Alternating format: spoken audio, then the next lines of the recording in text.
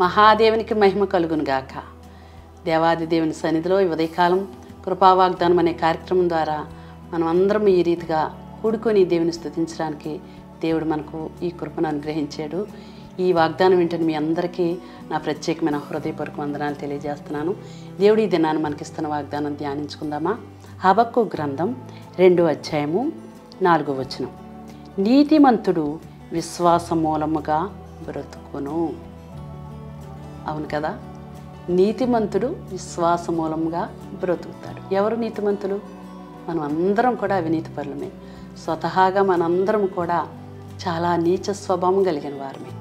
నీతిమంతుడు ఒక్కడో లేడు, ఎప్పుడూ కూడా నీతిమంతుడు భూమి మీద లేడు అని దేవుడు చెప్పాడు. అయితే నీతిమంతులు మరి విశ్వాస మూలంగా బ్రతుకుతాడని ఎందుకు చెప్తున్నాడంటే, దేవాది దేవుడు ఆయన నీతిమంతుడు, ఆయన యథార్థవంతుడు. ఆయన పిల్లలమైన మనము కూడా నీతిమంతులుగా ఉండాలని ఆయన మన కొరకు రక్తం కార్చాడు.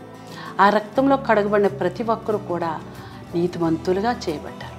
కాబట్టి ఈ విధంగా దేవుడు మనల్ని నీతిమంతులుగా చేశాడు. కాబట్టి ఆయన పిల్లలమైన మనం ఎలా బ్రతకాలంటే విశ్వాస మూలంగా బ్రతకాలి. బైబిల్ గ్రంథంలో అనేక మంది పరిశుద్ధులు విశ్వాస మూలంగా బ్రతికారు. అందులో ఒక భక్తుడు నోహు దేవుని దృష్టికి చాలా నీతిమంతుడిగా జీవించాడు. అందుకే దేవుడి దృష్టిలో నోవహుడు యథార్థవంతుడుగా ఉన్నాడు. కాబట్టి నోహను దేవుడు ఏం చేశాడంటే నీతిమంతుడిగా ఎంచుకుని జలప్రళయములో మనుషులందరినీ కూడా హతమార్చిన నీతిమంతుడు మాత్రం బ్రతకనిచ్చాడు. ఎందుకంటే చాలా ఆ తరమ వారిలో నోవహు నీతిమంతుడుగా ఉన్నాడు, యథార్థవంతుడుగా ఉన్నాడు, దేవుని దృష్టికి భయభక్తులు కలిగి జీవించాడు.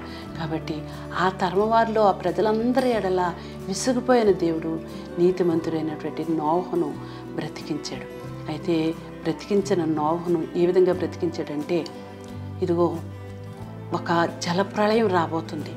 ఆ జలప్రళయంలో ప్రజలందరూ కూడా చనిపోతారు. కానీ నీ కొరకు నేను ఒక ఓడను సిద్ధపరచడానికి కొన్ని కొలతలు ఇస్తున్నాను. దాని ప్రకారం నువ్వు ఓడను సిద్ధం చేసుకుని అందులో నీవు, నీ కుటుంబం, అంతేకాకుండా నేను సృష్టించినటువంటి ఈ సృష్టిలో ప్రతి పక్షి, ప్రతి వృక్షము, అన్నీ జతలుగా, ప్రతి జంతువులు, ప్రతి నేలంపాకు, పురుగులు, ఇవన్నీ కూడా జతలుగా నువ్వు ఓడలోనికి నువ్వు సిద్ధం చేసి నేను ఇచ్చే కొలతల ప్రకారం నువ్వు వాడను సిద్ధపరచమని చెప్పినప్పుడు నోవహు దేవుడు చెప్పినట్లుగా జీవించాడు. ఎందుకంటే ఏదైనా ఒక మాట చెప్తే ఆ మాటను మనం నమ్మితేనే మనము దానివల్ల మనం కార్యాలు చూడగలుగుతాం. ఆ తరమ వారిలో ఏంటి ప్రచండమైన వర్షం రావడం ఏంటి, 40 దినాలు వర్షం కొలగడం ఏంటి, ప్రజలందరూ చనిపోవడం ఏంటి, వాడిని సిద్ధం చేసుకోవడం ఏంటి, నేను నా కుటుంబం బ్రతకడం ఏంటి అని ఏమాత్రం కూడా ఆలోచించలేదండి నోవహు. ఆలోచించుకుంటా దేవుడు చెప్పిన మాట మీద విశ్వాసం ఉంచాడు. అందుకే నోవహు అంటే దేవుడికి నచ్చాడు కదా. అందుకొరకే దేవుడు నోవహును బ్రతికించాడండి. దేవుడు చెప్పిన మాటను నమ్మాడు కాబట్టి, దేవుడు మాట ఎందు లక్ష్యం ఉంచాడు కాబట్టి, దేవుడు చెప్పిన ప్రతి పాఠము కూడా శ్రద్ధగా విని దాని ప్రకారంగానే అతడు వాడను సిద్ధం చేశాడు. ఈ లోపల ఎన్నో ఆటంకాలు, ఎంతోమంది అతని మీద తిరుగుబాటు చేశారు, ఎంతోమంది హేళన చేశారు, ఎంతోమంది అతని మీద దూషణ మాటలు పలికారు.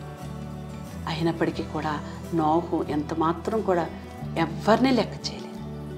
దేవుడు చెప్పాడు, దేవుడు చెప్పిన ప్రకారంగా నేను నడుచుకుంటాను. ఎందుకంటే దేవుడి మీద ఆనుకున్న ప్రజలు ఈ దినాల్లో కూడా ఎన్ని కష్టాలు వచ్చినా, ఎన్ని బాధలు వచ్చినా, ఎన్ని సమస్యలు వచ్చినా ఎందుకు తట్టుకుంటున్నారంటే, దేవుడు నాకు ఈ వాగ్దానం ఇచ్చాడు, దేవుడు నాకు ఈ మాట ఇచ్చాడు, తప్పనిసరిగా నాకు ఎన్ని కష్టాలు వచ్చినా ఆయన మాటే నేను నమ్ముతాను, ఆయన మాట ద్వారానే నేను జీవిస్తానని నమ్మినటువంటి ప్రయాణం చేస్తున్నటువంటి భక్తులు ఎంతోమంది మన మధ్యన ఉన్నారు. నీవు కూడా ఈ దినాన్ని నీతిమంతుడిగా జీవిస్తున్నావా? దేవుడు చెప్పిన మాట ప్రకారం నువ్వు నడుచుకోగలుగుతున్నావా? దేవుడి యందు నువ్వు విశ్వాసం ఉంచుతున్నావా? దేవుని గ్రంథంలో రాయబడిన వాగ్దానాలని నమ్ముతున్నావా? ప్రతిరోజు దేవుడు నీకు ఒక వాగ్దానం ఇస్తుంటే దాని యందు నువ్వు నమ్మిక పెట్టుకుని విశ్వాసంతో నీ జీవితంలో ముందుకు సాగుతున్నావా? లేకపోతే అనేకసార్లు ఆ విశ్వాసం నీలో చోటు చేసుకుంటుందేమో. అపనమ్మకత్వం, ఇది నేను నా జీవితంలో నెరవేరుతుందా, ఇది నేను చేయగలనా, ఇది నా జీవితంలో దేవుడు నెరవేరుస్తాడా అని అవిశ్వాసం పడుతున్నావేమో. ఎంత మాత్రమూ ఆ విధమైన అవిశ్వాసం రానివ్వద్దు.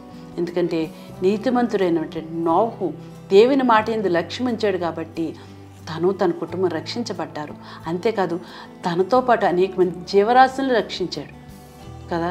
అదేవిధంగా మనము కూడా ఈ దినాన్ని మన ద్వారా అనేక కుటుంబాలు మార్చబడాలి, అనేక మందిని దేవుని యొద్దకు నడిపించాలి, అనేక మంది దేవుని సువార్తను మనం ప్రకటించాలి. ఈ యూట్యూబ్ ఛానల్ ద్వారా దేవుని వాగ్దానాలు మనము విశ్వసిస్తున్నాం.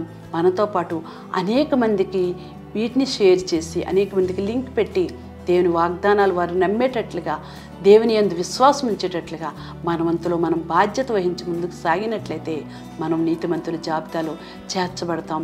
నీతిమంతుడి విశ్వాసం మూలముగా బ్రతుకుతాడు. ఈ లోకంలో ఎన్ని అవాంతరాలు, ఎన్ని కష్టాలు, ఎన్ని శోధనలు మన మీదకి వచ్చినప్పటికీ కూడా మనం భయపడకుండా, ఎంతమంది మన మీద తిరుగుబాటు చేసినా, మనల్ని ఎంతమంది నీచంగా మాట్లాడినా, మన మీద ఎన్ని అబద్ధ సాక్ష్యాలు పలికినప్పటికీ కూడా ఇదిగో దేవుడైన నీతిమంతుడైన దేవుని నేను వెంబడిస్తున్నాను, ఆయన నీతితో నేను బ్రతుకుతాను, ఆయన ఇది నేను విశ్వాసం ఉంచుతానని మీరు లక్ష్యం ఉంచినట్లయితే తప్పనిసరిగా దేవుడు మిమ్మలను మీ కుటుంబాలను నోహు ఓడలో చేర్చినట్లుగా చేర్చడానికి ఇష్టపడుతున్నాడు. ఈ ఉదయకాలం దేవుడు అట్టి కృపలో నిన్ను నీ కుటుంబాన్ని ఆయన రక్తంలో భద్రపరచునుగాక. ఆమేన్.